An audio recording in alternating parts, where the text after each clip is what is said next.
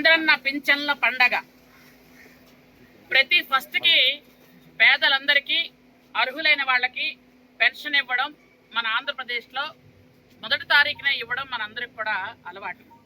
ఈరోజు 31వ తేదీ, రేపు 1వ తేదీ ఆదివారం సెలవు కాబట్టి ఉద్యోగస్తులను ఎవరిని ఇబ్బంది పెట్టకూడదు అనే ఒక ముఖ్య కారణంతో ముందు రోజే ఒక్కరోజు ముందు పెన్షన్లు ఇస్తున్నాం. ఎందుకంటే చంద్రబాబు నాయుడు గారు మనకు ఎలా చెప్పారు అని అంటే, పెన్షన్లు ఇచ్చేటప్పుడు 1వ తేదీన వాళ్ళ చేతిలో ఉండాలి. 1వ తేదీ నుండి వాళ్ళకి కావాల్సిన అవసరాలకు కానీ వాళ్ళు ఏదైనా ఖర్చు పెట్టుకోవాలన్నా 1వ తేదీలో వాళ్ళ డబ్బులు వాళ్ళ చేతిలో ఉండాలి అన్నారు. రేపు ఆదివారం ఉద్యోగస్తులందరూ ఇబ్బంది పడకూడదని ఒకరోజు ముందుగా పెన్షన్లు ఇస్తున్నాము. ఇంతకు పూర్వం ఏంటంటే పెన్షన్లకి 10వ తేదీ 15వ తేదీ వరకు తిరిగే సమయం నుంచి 1వ తేదీ కంటే ఒకరోజు ముందు ఇచ్చే సమయం వచ్చిందంటే అది మన చంద్రబాబు నాయుడు గారి ప్రభుత్వం. ఈరోజు ఇంతకు పూర్వం 3,000 రూపాయల పెన్షన్కి 250 పెంచుకుంటూ పోతామనే దానికి 5 సంవత్సరాలు 1,000 రూపాయలు పెంచడానికి చాలా కష్టమయ్యింది, గగనమయ్యింది.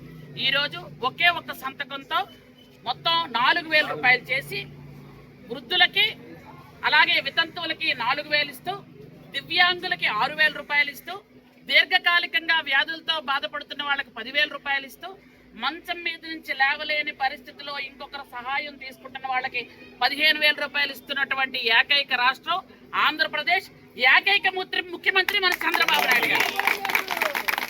కాబట్టి వచ్చే నెల నుంచి మరికొన్ని పెన్షన్లు ఉన్నాయి, వితంతువులకు ఉన్నాయి, అలాగే వికలాంగులకి వృద్ధులకి వచ్చే నెల నుంచి మరికొంచెం యాడ్ చేస్తున్నాం.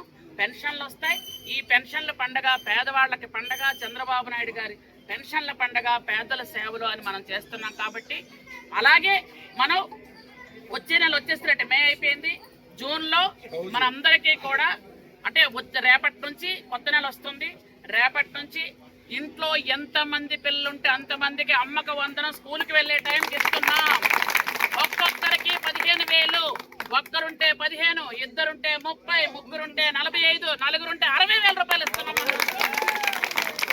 అలాగే ఎవరెవరైతే రైతులు ఉన్నారో ఆ రైతులందరికీ కూడా రైతు భరోసా కింద కూడా వచ్చే నెల నుంచి మళ్ళీ మనం 20,000 రూపాయలు కేంద్ర ప్రభుత్వం రాష్ట్ర ప్రభుత్వం కలిపి అది కూడా ఇవ్వడం జరుగుతుంది. అలాగే మనందరికీ తెలుసు, మనం అందరం కూడా చంద్రబాబు నాయుడు గారికి అంటే రాష్ట్రంలో ఉన్న 50% మంది మహిళలు చంద్రబాబు నాయుడు గారిని మా అన్న మా తండ్రి అనుకొని గెలిపించాం. మనం 4వసారి ముఖ్యమంత్రి అవ్వడానికి మహిళల పాత్ర ఎంతో ఉంది.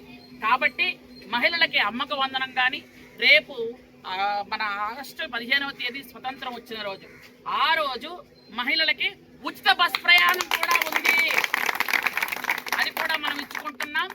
అలాగే ఇంకొక ముఖ్య విషయం ఏంటంటే, మనకి సంవత్సరానికి 3 గ్యాస్ సిలిండర్లు.